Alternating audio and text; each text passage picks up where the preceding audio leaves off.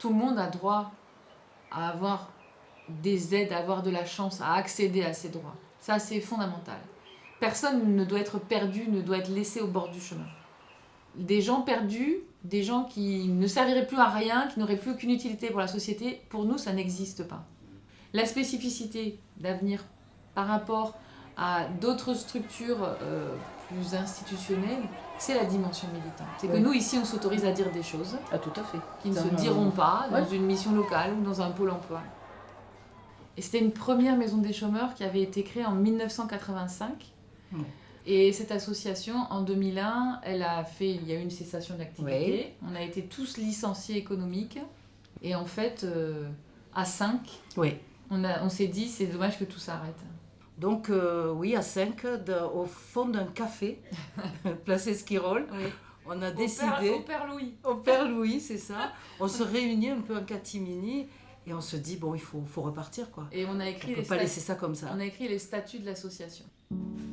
Mais au début, quand on a commencé, on était 3, puis rapidement on a recruté un 4e, puis pour faire de l'accueil, puis une 5e pour animer des ateliers informatiques. Il y a eu du monde tout de suite, enfin les gens nous ont suivis, ils ont eu besoin donc... Oui, tout de suite, les gens sont venus, nous ont retrouvés ici. Et puis la domiciliation postale, donc le fait de distribuer le courrier, ça draine forcément une population qui n'a pas le choix en fait. Je pense quand même qu'il rend service à beaucoup de gens, beaucoup de gens qui arrivent à l'étranger, qui sont un peu perdus, qui ne parlent pas le français. Donc je pense qu'il y a besoin d'avoir des associations comme ça. Je ne sais pas, heureusement qu'ils y sont. Parce que ça, les associations, ce serait difficile. En 2016, on a recruté Rosa, qui était notre première conseillère en insertion professionnelle, une vraie. Alors le PLI, c'est un dispositif qui propose un accompagnement renforcé pour les personnes éloignées de l'emploi. Ça peut aller très vite pour certaines personnes et ça peut aller jusqu'à 36 mois, voire au-delà, puisqu'avec Rachida, on a dépassé un peu le délai. Mais voilà, il fallait ce temps-là. Elle m'a accompagnée pendant 3 ans et elle m'a beaucoup aidée. J'avais beaucoup de difficultés pour trouver du travail et j'ai eu mon diplôme en mars et j'ai trouvé du travail juste à côté de chez moi quelques jours après. J'ai signé le contrat de travail le 11 avril.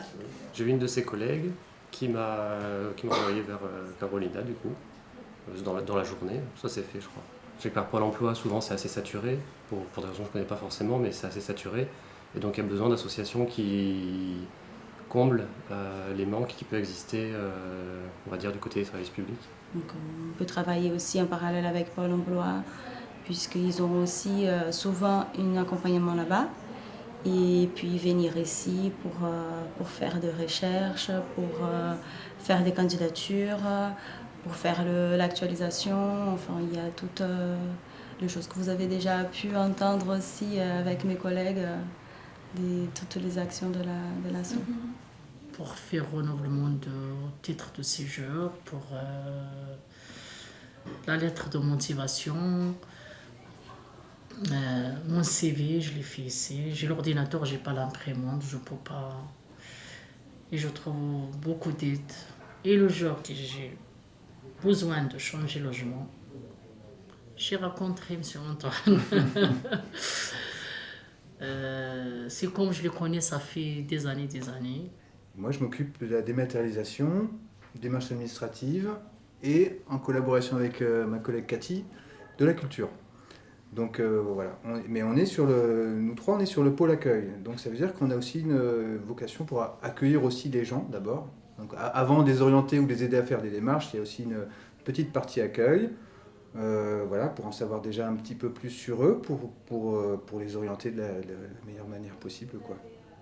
Aujourd'hui, tu as tellement de papiers à remplir pour remplir un RSA, pour un logement. Pour avoir parlé avec des professionnels du social, des assistants sociaux, ils me disent on a tellement de papiers à remplir, on oublie qu'il y a un humain derrière. Et ne serait-ce qu'un accueil humain, un accueil café comme ça, où finalement il y a un humain plutôt qu'un numéro qui s'affiche, c'est à toi de passer. Grâce à la Maison des chômeurs, Aujourd'hui, ils m'ont aidé. Là, je travaille. Si j'ai un souci, à chaque fois, je contacte Madame Lacoste. Moi, j'ai trouvé que Betty, elle était particulièrement courageuse dans sa vie personnelle et que une fois qu'elle a été régularisée, la question du travail se posait très vite. Ouais. Et du coup, il y a eu le travail, donc elle a trouvé un travail. Mais après, il peut y avoir des soucis administratifs, refaire un CV, changer de travail, tout ça. Donc, la régularisation n'est pas la fin du parcours, du chemin. C'est le début même, on dirait. Ouais, c'est le début. Après, il y a plein de choses après ça qu'il faut faire et tout. S'ils n'étaient pas là, donc du coup, je ne savais pas si j'allais faire comment, par où je vais commencer. Donc, ça allait un peu être compliqué pour moi parce qu'à chaque fois que j'ai un souci, j'appelle Madame Lacoste, elle n'a pas le temps, on se communique par les messages, on fait les trucs même par... on travaille à distance, voilà. Ben, c'est la dernière salariée qu'on a recrutée, Anissa, qui fait donc elle a monté un dispositif qui s'appelle le Cité Lab. Alors, c'est un dispositif de sensibilisation à la création d'entreprises. Mon rôle aussi, c'est de proposer d'aller rencontrer telle ou telle structure, parce que l'écosystème est très large. Donc souvent, en tant qu'entrepreneur, on ne sait pas vraiment à qui s'adresser. J'avais des doutes qui sont devenus... non, il n'y a pas de doute. Non, c'est vraiment le bon chemin. Voilà. C'est-à-dire parce que voilà, j'étais tout seul, je ne savais pas ce que je faisais, c'est bon, c'est pas bon, c'est... Là, non, c'est exactement ça, c'est bon. Et en plus, on va ajouter ça et ça et ça qui va renforcer le projet, qui va... En plus, il m'a donné des contacts et tout ça que j'ai contacté, comme France Active, par exemple. C'était un moment clé. Le premier rendez-vous avec Madame Louchard, c'était un moment clé. Il y a le avant, il y a le après. On a été, je pense, une des premières associations à Toulouse à s'intéresser à la question de la médiation numérique, donc d'apprendre aux gens à utiliser les outils numériques. Oui. Pour le public ici, soit qui n'est pas équipé, soit qui ne sait pas faire, soit les deux. Soit les deux, oui, bien sûr. Soit qui n'a pas l'argent pour se payer un abonnement aussi. Il a fallu compléter, donc notre équipe maintenant sur le numérique, ils sont deux salariés qui font la formation numérique, plus un salarié qui fait de la médiation comme un écrivain public numérique, on va dire. Je peux dire que c'est extrêmement important aujourd'hui le numérique, tout simplement pour la bonne raison que aujourd'hui l'État a décidé de tout dématérialiser. Mais les ateliers sont comme une bulle où ils peuvent justement oublier leurs problèmes le temps de 3 heures. Juste se concentrer sur une tâche, sur un apprentissage. C'est avec lui, vraiment, j'ai beaucoup échangé, rigolé parfois aussi. Et donc, du coup, il m'a présenté à notre atelier, c'est l'atelier culturel. Et du coup, franchement, je m'éclate, je vais au cinéma à 1 €. Et quelque chose que moi, je ne pouvais pas vivre si je restais chez moi à la maison. Vous voyez, donc, il a vraiment fallu que je vienne à venir à Nouvelle Maison des Chemins pour découvrir ça en tout cas. On a une dizaine de bénévoles qui viennent ponctuellement ou alors de manière très régulière, soit pour faire de l'accueil, soit bricoler, parce qu'il y a toujours des trucs à faire, soit pour animer des ateliers. Donc par exemple, on a un atelier d'anglais qui est animé par Anne-Marie et c'est elle qui vient tous les lundis l'animer bénévolement. Sur le français langue étrangère aussi, on a des bénévoles qui travaillent. Il y a une formatrice professionnelle, mais il y a un groupe de bénévoles qu'elle a formés ou qui étaient formés par leur expérience. À quoi ça sert, Xuan? On va aller au docteur, chez le docteur. Chez le docteur? Chez la pharmacie. Chez le pharmacie? Non. À la pharmacie. C'est à la pharmacie. À la pharmacie ou chez le dentiste. Chez le dentiste ou chez le hôpital. L'hôpital. À l'hôpital. À l'hôpital. Au marché. Au marché avec la carte vitale. C'est pas comme avant. Avant, moi aussi, comme je viens en France, je parle pas.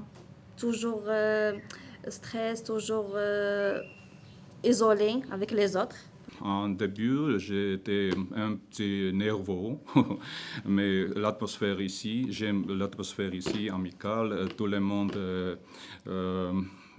est prêt à m'aider. L'association dit que très bien, que les personnes c'est